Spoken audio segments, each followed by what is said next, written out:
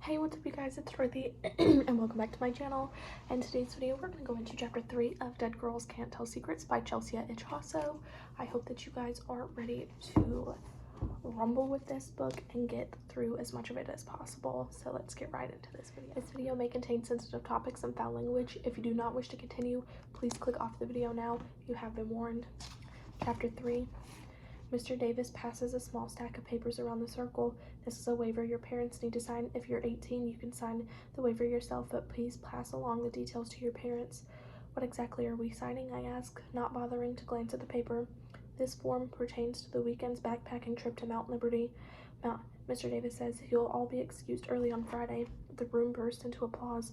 Mr. Davis attempts to continue over the clapping. We'll camp Friday night, then spend Saturday at the river below the falls. After another night camping beneath the stars, we'll hike back down to school Sunday morning. Pretty basic, but we still have some ground to cover. He stands. Part of my job as your advisor is teaching you to rely on each other. Our group is going to work as a family, a dysfunctional family, I whisper to Grant. No amount of skills could help me survive a weekend with J.C. Pritchard, who hasn't taken her beady eyes off of me since I got here. How has Grant managed to last so long in this club? I can't leave now, though. If I'm going to find out who gave Piper that forged note, I at least have to make it through this meeting, which is why Mr. Davis continues. We're devoting the rest of today's meeting to team building. A chorus of groans echoes around the circle. Mr. Davis shuts his eyes, probably counting to 10 under his breath so he doesn't murder one of us. He may look calm and collected now, but as the boys' soccer coach, the guy can definitely yell. The team has been in the spotlight since last year, when Mr. Davis miraculously took them from being the worst team in the league to regional champions. Just like my sister and most of the other kids at this school, Grant worships the ground Mr. Davis walks on, and the feeling seems to be mutual. This year, Mr. Davis made Grant senior captain of the guys' team, which is perfect since I'm captain of the girls' team, king and queen.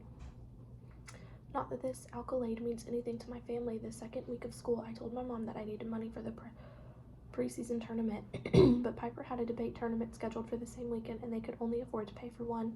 Big surprise, they chose Piper's. It didn't matter that a scout from Mount Liberty College was going to be at my tournament, or that I was older, or that Piper had perfect grades and tons of other extracurriculars, and one debate tournament wasn't going to make or break college acceptance for her. My mom told me that I'd have to figure out how to pay for it myself, and that was her final answer. I guess it would have been if I'd let it go. Mr. Davis opens his eyes, and there's a slow rise and fall to his chest. All right, everyone, we're heading outside.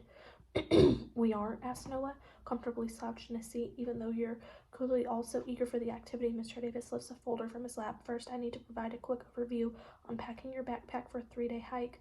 He stands up and walks toward the door, motioning for us to follow. We're off to the athletics equipment locker. Everyone take a gear list. He hands each of us a sheet of paper, and on our way to the door, the hall smells like the pizza they served in the cafeteria today, reminding me I skipped lunch. I wait for Grant, taking his hand as we amble after the others. When we pass by the athletics office, my chest constricts at the memory of the colossal mistake I'll never be able to take back. Grant's fingers tighten around mine as we pass beneath the huge "We Love You" Piper banner strung from the wall to wall.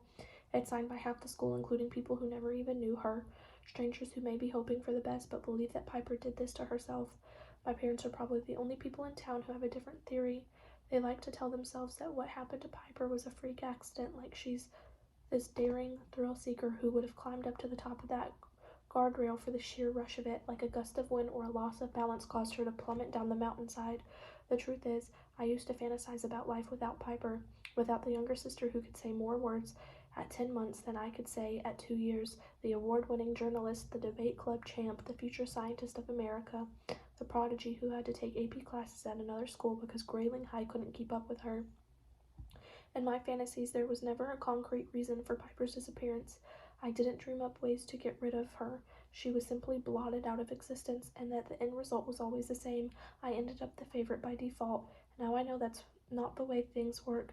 You can't become the favorite child if the favorite disappears or dies. She's just gone, and the leftover child is still the one who will never measure up. Only now that leftover child has a new label to add to all of the baggage. Now she's the child who should have fallen instead.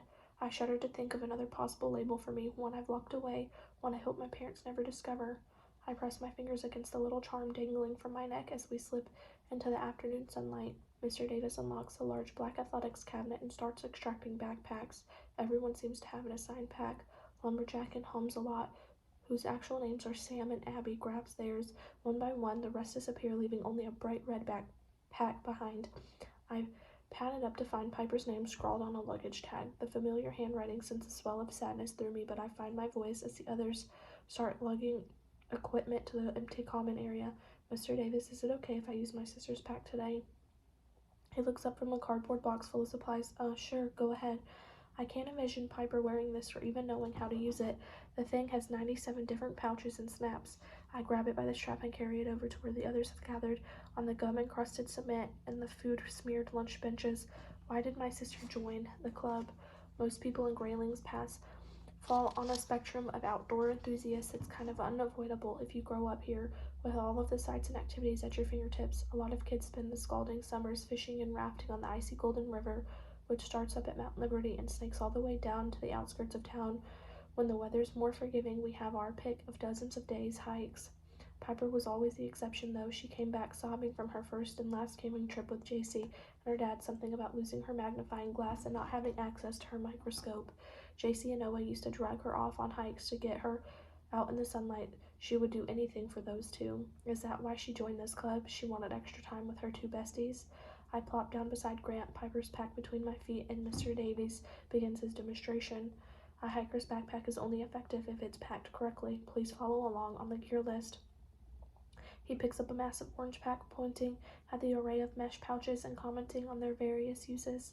A minute into the demonstration, Grant is immersed in his phone. He already knows all this stuff, JC too, but Piper, she, and our science professor parents are alike in every way, complete geniuses, completely inept when it comes to the outdoors. Maybe that's why someone gave her that note.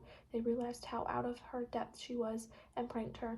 I shift the pack, noting the bulk at the base where the tent must be stored. I flip it over and unzip the first small pouch inside, which fittingly Piper has stuffed a pen and paper because those will come in super handy if you're starving or attacked by a bear out in the wild.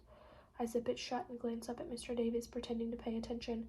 As I do, I catch Alexandra watching me. Resisting the urge to stick my tongue out at her like a 5-year-old, I continue working my way through the bag. It's my sister's stuff and I'll dig through it if I want to. I shove my whole arm in the main compartment, empty. I move on to the medium-sized pouch that runs along the front. There's a hard object inside, so I lift up the flap and reach inside and pull out a compass. At least she had one useful item. Something else seems to be tucked into the bottom of the pocket.